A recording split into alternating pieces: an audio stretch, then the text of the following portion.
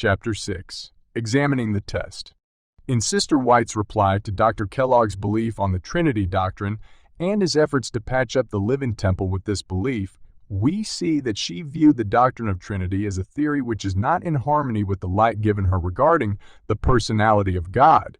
In her reactive exaltation of the truth on the personality of God and recalling her past visions, we see that the Trinity doctrine robs God's people of their past experiences. In her reactive recalling how God set up the fundamental principles, we see that the Trinity doctrine tears down the pillars of our faith and leads us astray from the foundation principles. This can be easily examined by comparing our current fundamental beliefs with the fundamental principles held in the past. Keeping in mind Sister White's reply to Dr. Kellogg's belief on the Trinity doctrine, let us review the characteristics of the theories she described in the chapter, The Foundation of Our Faith. When Sister White is speaking of Kellogg's theories of God, our question should be, do her quotations make sense if the Trinity doctrine is applied to their context? Let's examine each characteristic. Characteristic number 1. Does the Trinity rob the people of God of their past experience? The spiritualistic theories make of no effect the truth of heavenly origin and rob the people of God of their past experience, giving them instead a false science. This foundation was built by the masterworker and will stand storm and tempest. Will they permit this man to present doctrines that deny the past experience of the people of God? The time has come to take decided action. What influence is it that would lead men at this stage of our history to work in an underhanded, powerful way to tear down the foundation of our faith, the foundation that was laid at the beginning of our work by prayerful study of the Word and by revelation? Upon this foundation we have been building for the past 50 years. Do you wonder that when I see the beginning of a work that would remove some of the pillars of our faith, I have something to say? I must obey the command. Meet it. According to Sister White's testimony, the foundation of our faith was the fundamental principles. Currently, they do not represent our beliefs. Most objectionable is the first point concerning who God is. Instead of declaring the Father to be one God, a personal and spiritual being, we have the doctrine of Trinity. Characteristic number 2. Does the Trinity tear down the pillars of our faith or lead astray from foundation principles?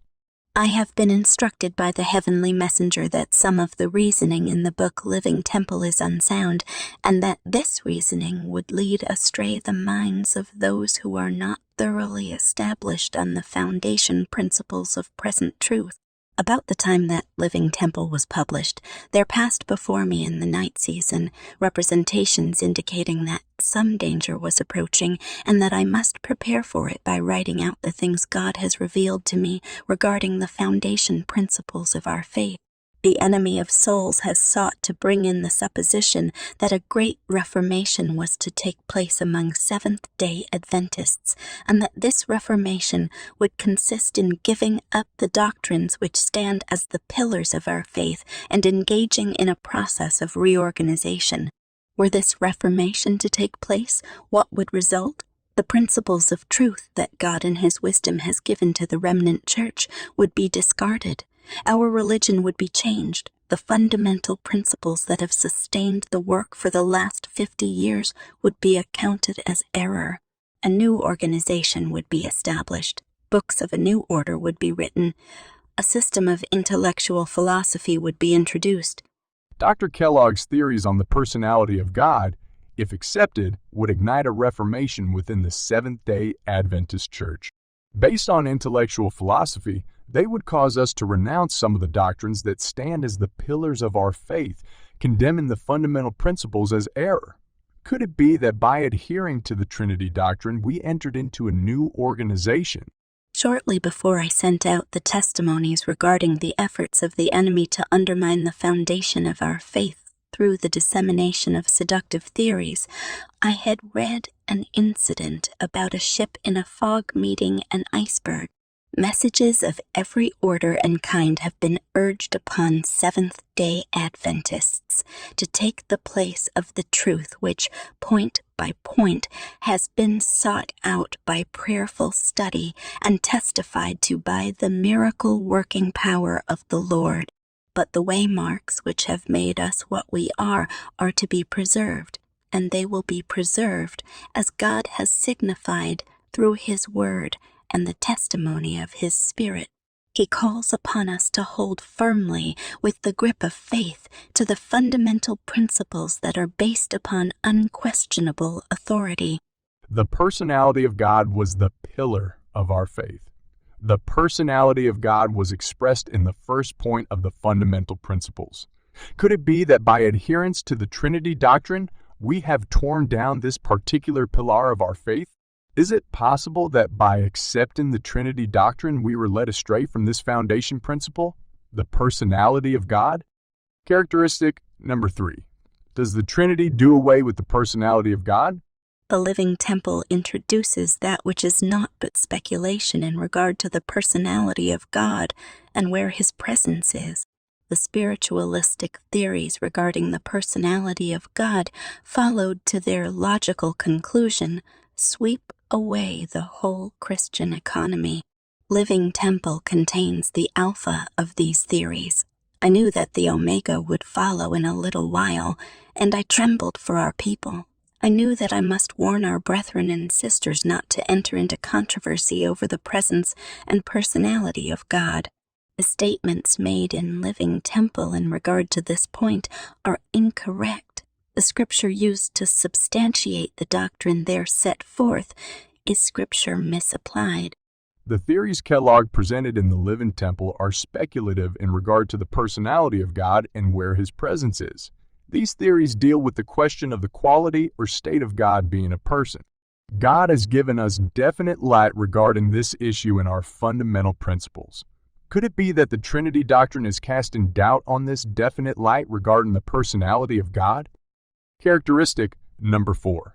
Is the Trinity doctrine presented as if Mrs. White supported it? In the controversy that arose among our brethren regarding the teachings of this book, those in favor of giving it a wide circulation declared, "It contains the very sentiments that Sister White has been teaching." This assertion struck right to my heart. I felt heartbroken, for I knew that this representation of the matter was not true.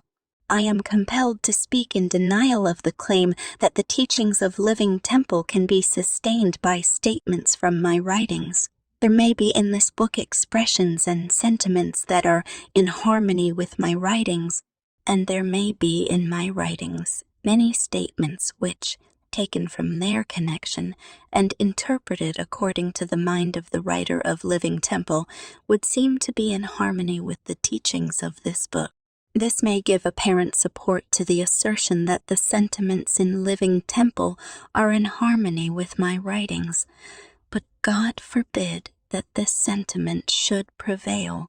At this point, we have many unanswered questions.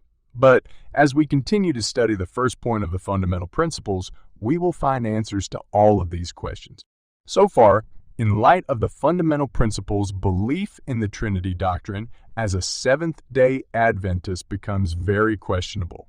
In order to defend the Trinity doctrine, the authority of the fundamental principles must be compromised. In what follows, we will briefly study their authority, the context in Adventist history, and God's purpose in giving them. We will also look at the true authorship of the fundamental principles and their role in present days